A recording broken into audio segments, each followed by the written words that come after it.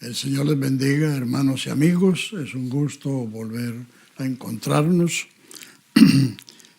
para continuar con este precioso estudio de la carta a los Hebreos. Hoy vamos a leer en el capítulo 2, versículo 5 en adelante, lo que dice la palabra de Dios. Porque no sujetó a los ángeles el mundo venidero, acerca del cual estamos hablando. Pero alguien testificó en cierto lugar diciendo, ¿qué es el hombre para que se acuerde de él, o el hijo del hombre para que lo visites? Le hiciste un poco menor que los ángeles, le coronaste de gloria y de honra, le pusiste sobre las obras de tus manos, todo lo sujetaste bajo sus pies.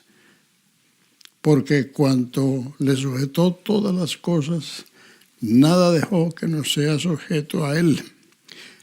Pero todavía no vemos que todas las cosas le han sido sujetas. Aquí, en estos versos, estamos hablando del primer hombre y del mundo, el mundo que conocemos, el mundo desde la creación hasta nuestros días.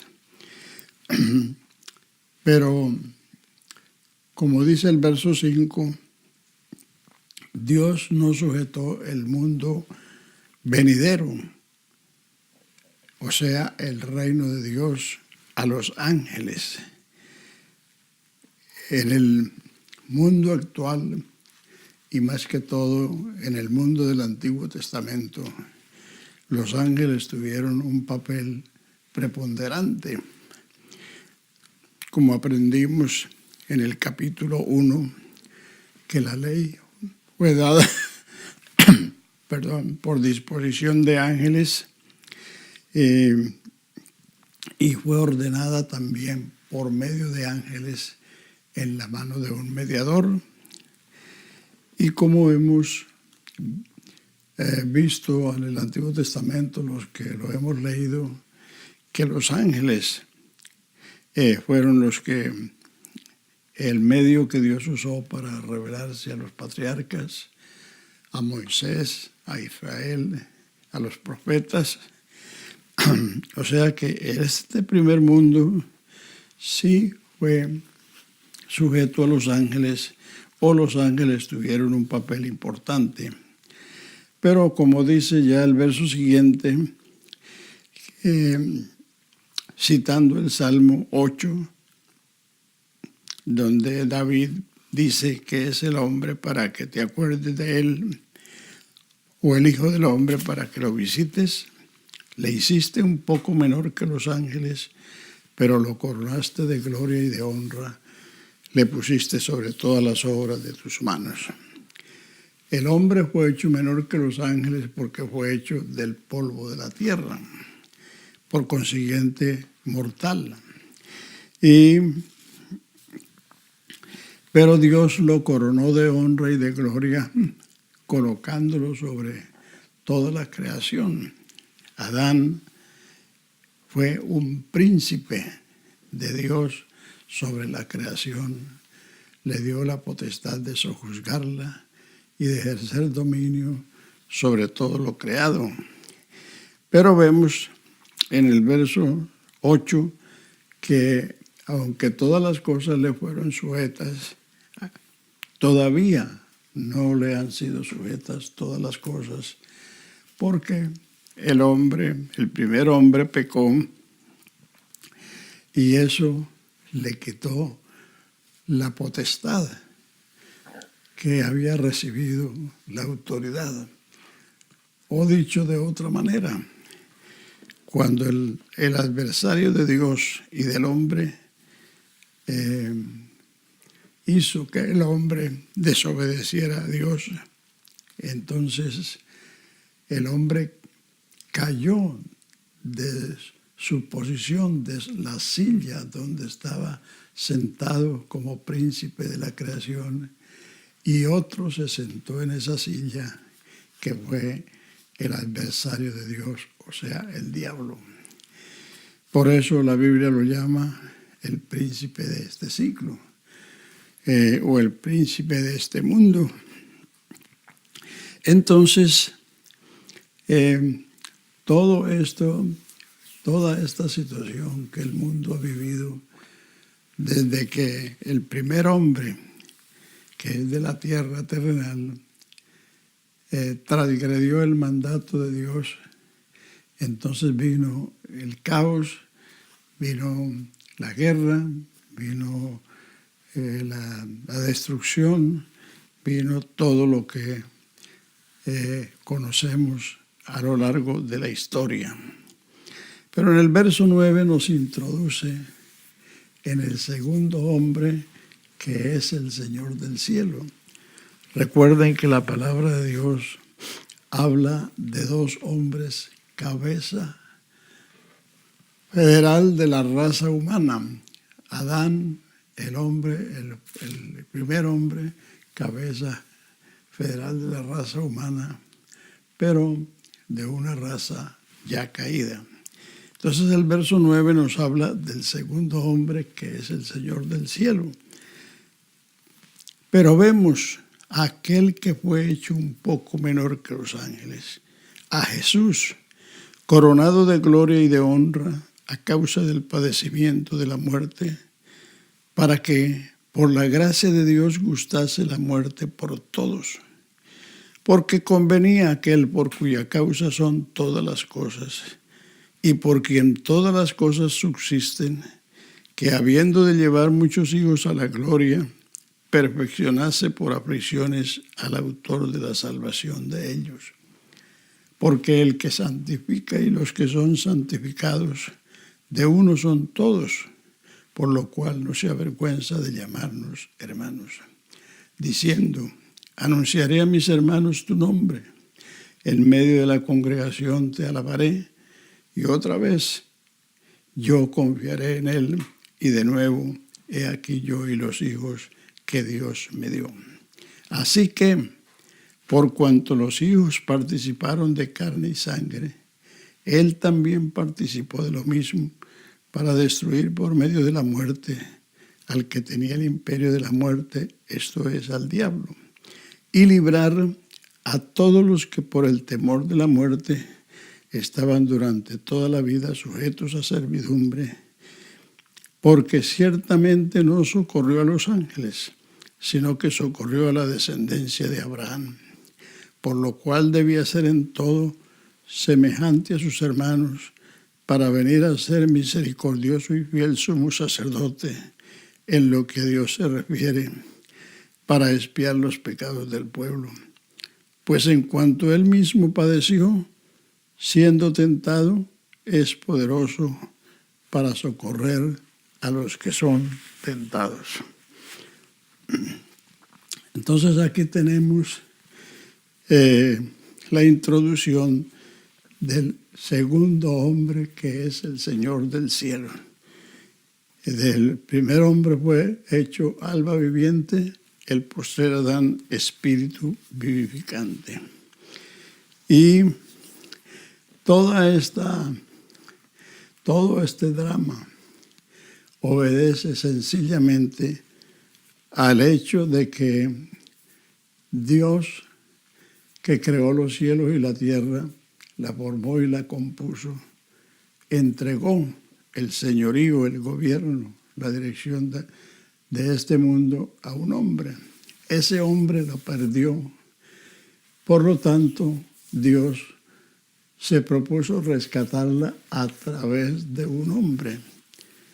Porque si Dios peleara con el diablo para vencerlo, eso sería la pelea de una ballena contra un pez pequeño, lo que no sería justicia. Entonces, por eso Dios se vale de un hombre, Cristo Jesús, que es el varón perfecto.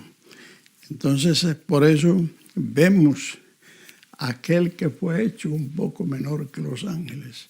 Recuerden que el capítulo 1 dice que él era superior a los ángeles. O sea, Él fue hecho un poco menor al tomar un cuerpo humano, como lo dice el capítulo 10 de este mismo libro, versículo 5. Me preparaste cuerpo. O sea, Dios se preparó un cuerpo en las entrañas de una virgen, y ese cuerpo es el Hijo de Dios. Y a través de ese Hijo, Dios iba a librar la batalla con el adversario y a vencer y restituir el dominio, el señorío a este segundo hombre que es el Señor del cielo. Dice, porque convenía que aquel por cuya causa son todas las cosas y porque en todas las cosas subsisten, que habiendo de llevar muchos hijos a la gloria, perfeccionase por aflicciones al autor de la salvación de ellos. Esta perfección no es perfección de santidad, puesto que Él es santo, porque Él es el único que nació y vivió sin pecado, sino una perfección a través del sufrimiento para llegar a ser un sumo sacerdote capaz de compadecerse de los ignorantes, de los débiles y de los extraviados, y tener compasión de todos nosotros, porque Él mismo vivió estas cosas. Y además eso nos lleva a esta unión del verso 11, dice, porque el que santifica y los que son santificados de uno son todos. Santificar quiere decir apartar, apartar para Él. Ahí comienza la santidad. Este libro de los Hebreos es el libro de la santidad, porque estamos pasando a través del santuario, como el libro de Romanos es el libro de la justicia, porque estamos pasando a través de un tribunal. Y entonces el primer aspecto de la santidad es el ser santificados, o sea, el ser apartados. El mundo es una selva humana, y en una selva hay mucha maleza, muchos peligros, muchas fieras, pero el Evangelio es el llamamiento a salir de la selva humana y venir al reino de Dios, al plantío de Jehová, a la viña del Señor, a su pueblo. Esto lo dice el apóstol Pablo en el capítulo 1 de Filipenses, capítulo 1 de Colosenses, perdón, capítulo 1 de Colosenses, versos 12, 13 y 14, dice, dando gracias al Padre que nos hizo aptos para participar de la herencia de los santos en luz, que nos libró de la potestad de las tinieblas y nos trasladó al reino de su amado Hijo, en quien tenemos redención por su sangre, el perdón de pecados, por las riquezas de su gracia. Entonces, ese es cuando una persona cree el Evangelio, obedece el Evangelio, se sucede este hecho. La persona cambia de posición y de condición delante de Dios. Antes estaba en la selva humana, ahora está en el plantío del Señor, en la viña del Señor, en su reino, en su iglesia. Entonces, como consecuencia de esto, entonces Él no se avergüenza de llamarnos hermanos, diciendo, anunciaré a mis hermanos tu nombre y en medio de la congregación te alabaré. Y otra vez, yo confiaré en Él y de nuevo aquí yo y los hijos que Dios me dio. Así que, por cuanto los hijos participaron de carne y sangre, Él también participó de lo mismo para destruir por medio de la muerte al que tenía el imperio de la muerte, a saber, al diablo. Es decir, allí en la cruz fue donde se libró la batalla entre el diablo y el varón perfecto, Cristo Jesús, quien lo venció mediante su muerte. Él con su muerte venció al emperador de la muerte, y como consecuencia de esto, como resultado de esto, vienen 5 hechos, 5 propósitos que debemos tener muy claros para tener una fe firme, clara y fuerte. Y voy a enumerarle los 5 hechos que se convierten en propósitos. El verso 14. Así que por cuanto los hijos participaron de carne y sangre, Él también participó de lo mismo para destruir por medio de la muerte al que tenía el imperio de la muerte, a saber, al diablo. Aquí está el primer hecho. Jesucristo venció la muerte con su propia muerte. Y por eso dice Pablo que Él sacó a la luz la vida y la inmortalidad por el Evangelio. Número 1. Y librar a todos los que por el temor de la muerte estaban sujetos a servidumbre por toda la vida. Porque ciertamente no socorrió a los ángeles, sino que socorrió a la descendencia de Abraham, por lo cual debía ser en todo semejante a sus hermanos, aquí está el segundo propósito, para venir a ser misericordioso y fiel sumo sacerdote en lo que a Dios se refiere, para, tercero, expiar los pecados del pueblo. Las aflicciones de Cristo, todo eso fue para venir a ser un sumo sacerdote fiel, capaz de expiar los pecados del pueblo. Y el verso 18 dice, pues en cuanto Él mismo padeció siendo tentado, es poderoso para socorrer a los que son tentados. 5 para destruir la muerte, para venir a ser un misericordioso y fiel sumo sacerdote, para expiar los pecados del pueblo, para compadecerse de los que son tentados, puesto que Él fue tentado en todo según nuestra semejanza, pero sin pecado. Estos hechos son los que constituyen a Jesucristo como el sumo sacerdote perfecto, ya que los otros sacerdotes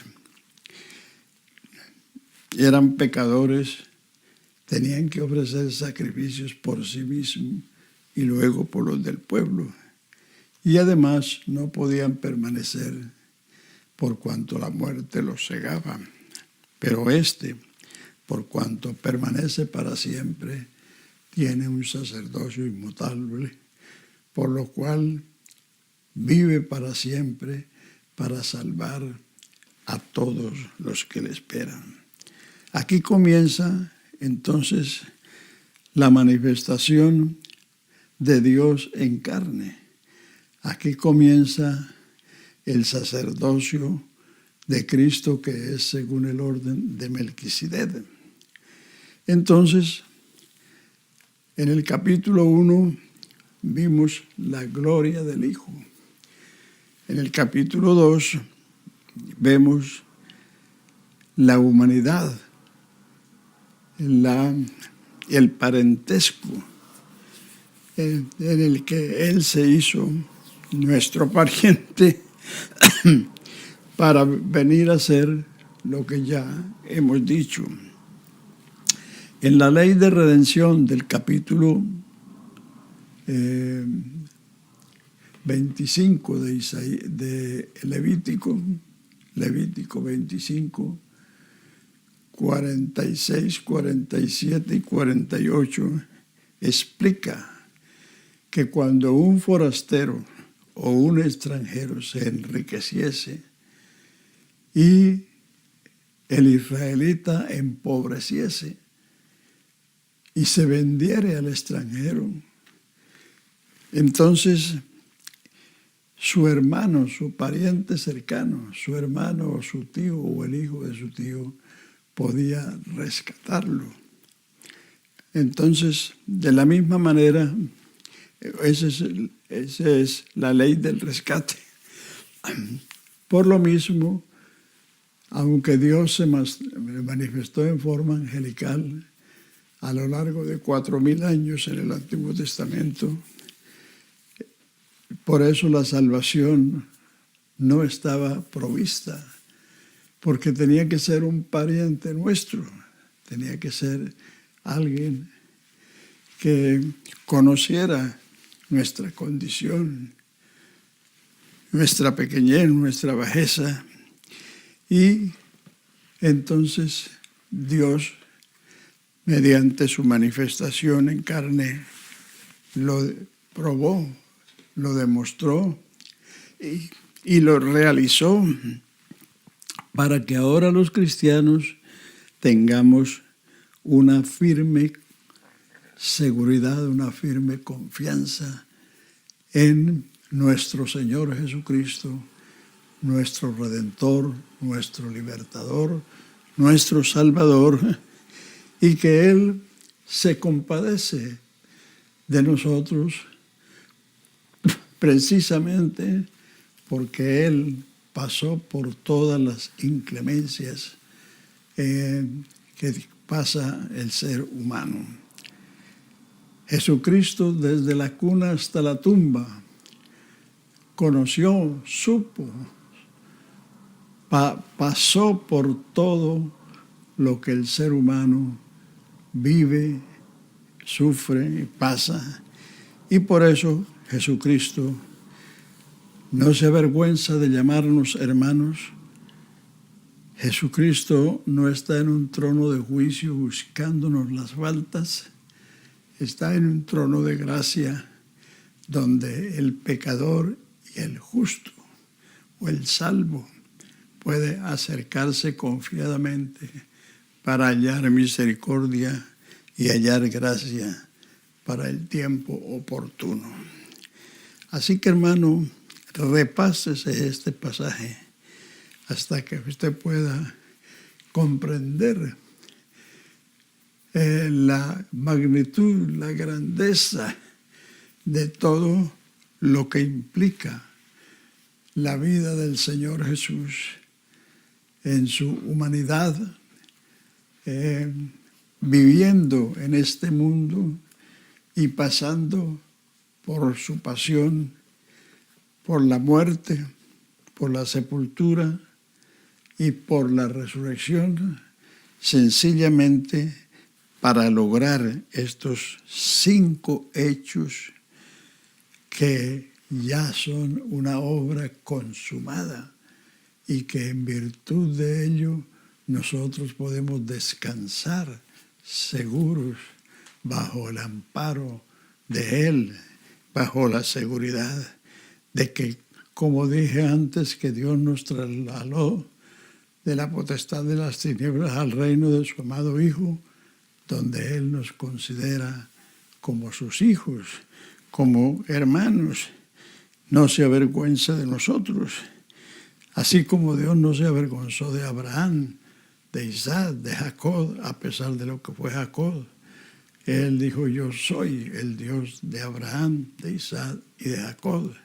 E Israel, con todas sus rebeliones que tuvo, en el Antiguo Testamento repetidamente se dice: yo, Jehová, soy el Dios de Israel.